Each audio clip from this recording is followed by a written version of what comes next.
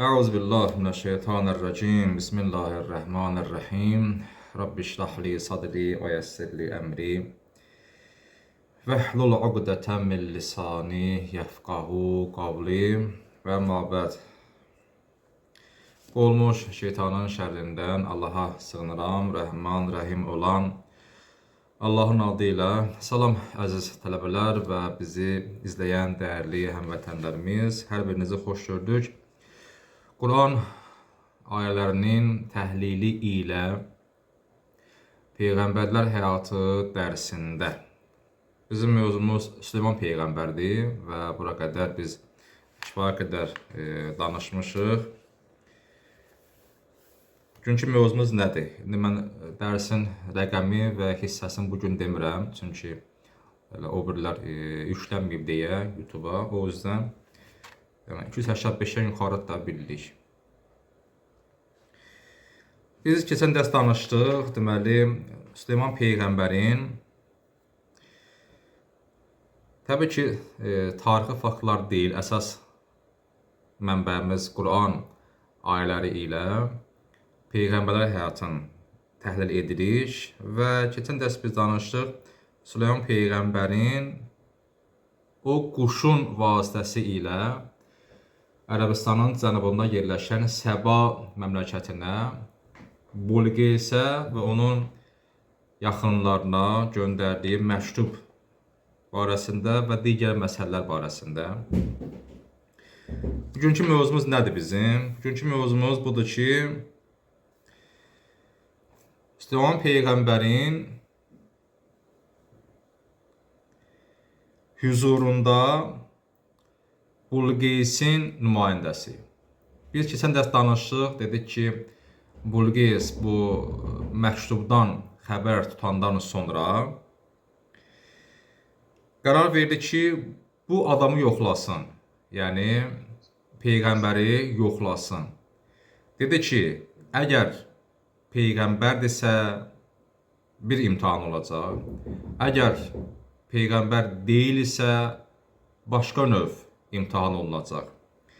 Mən ona göndərim hədiyyələr, bahalı hədiyyələr, təbii ki, padişah olması ilə əlaqədar bahalı hədiyyələr göndərim və onun reaksiyasını mən bilim. Bu, Süleyman Peyğəmbər üçün, təbii ki, hələ Peyğəmbər demirdi, o şəxs üçün mən göndərim bahalı hədiyyələr, bahalı mülklər. Əgər qəbul eləsə, deməli, padişahdır.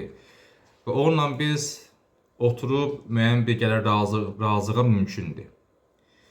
Amma bahalı hədiyyələr qəbul eləməsə, deməli, bu Peyğəmbərdir və onun qarşısına gələk mən təslim olam. Və onun yaxınları, o ki, deyək, padişahın nümayəndələri, padişahın yaxınları dedilər ki, bizim çox böyük və güclü qoşunumuz var. Yəni, qorxma Süleymandan. Yenə də son qərar sizindir. Bu dedilər ki, mən Bulqeysə. Və dedi ki, Bulqeys bunların sözünü qəbul eləmədi. Çünki bunlar bilmirdi. Amma Bulqeys bilirdi bu adam nə qədər çox güclü bir qüvvəyə malikdir. Ona görə də məktub göndərdi və məktubdan xəbərdar biz olduq. Dedik, cəmi 3 cümlə olub orada. Rəhman, Rəhim, özünüzü böyük saymayın və təslim olun. Belə bir cəmi 3 cümlə. Bugünkü dərsimizdə Süleyman Peyğəmbərin huzurunda, məhzərində deyək, xidmətində Bulqeysin nümayəndəsi.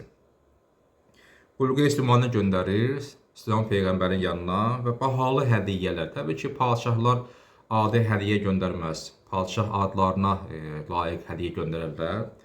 Çox bahalı hədiyyələr göndərirlər və tarixdə bəzi hallarda çox şişirdilmiş, daha doğrusu əfsanə ünvanında qeyd edilən hədiyyələri ki, belə filan şeylər göndərilmiş ki, yox. Bəzi şeylər ki, çox şişirdirlər. Göndərir Süleyman Peyğəmbərin xidmətinə. Süleyman Peyğəmbər bunları görəcəyin, bunları rədd edir, yəni uzaqlaşdırır. Bunları görən kimi bu hədiyyələri uzaqlaşdırır və özünü tutur o nümayəndəsinə, Bulqeysin nümayəndəsinə. Deyir ki, İstəyirsiniz mənim mülkümün üzərinə mülk əlavə edəsiniz, var-dövlətimin üzərinə var-dövlət əlavə edəsiniz. Sizinkindən də qat-qat çox Allah mənə verib bunları. Mən bunlara ehtiyacım yoxdur. Onunla əlavə Allah Teala mənə hikmət də verib, peyğəmbəri də vermişdir. Mən bu dünya malına çox bağlı insan deyiləm. Amma siz dünya malı ilə gəlmisiniz mənim xidmətimə. Bu hədiyyələrə mənim ehtiyacım yoxdur. Dünyaya bağlı insanlar dünya malı ilə fəxr edərlər, sevinərlər. Bizim olsa dünya malımız, biz ona bağlı deyilik. Süleyman Peyğəmbəri sonra onun öz nümayəndəsinə, yəni Bilqisin nümayəndəsinə, bunlar hamısı ailərimizdir. Mən danışan lordu dildə ailərimizdir və demək ki, hası surə hası ayədir. Onun nümayəndəsinə əmr verir ki, o hədiyyələrin hamısını aparsın özünə, geri qaytarsın, ehtiyac yoxdur. Və əmr edir ki, onlar haqqa təslim olsunlar. Yoxsa mən onların üzərindən qoşun yürüdəcəm. Onlar müqavimət göstərsinlər, mümkün deyil. Və onlar belə deyək, zillətlə, xarla məğlub olacaqlar.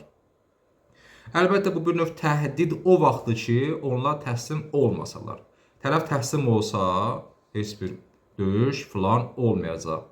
Amma təslim olmasalar, müharibə baş verəcək və müharibə qaçılmazdır.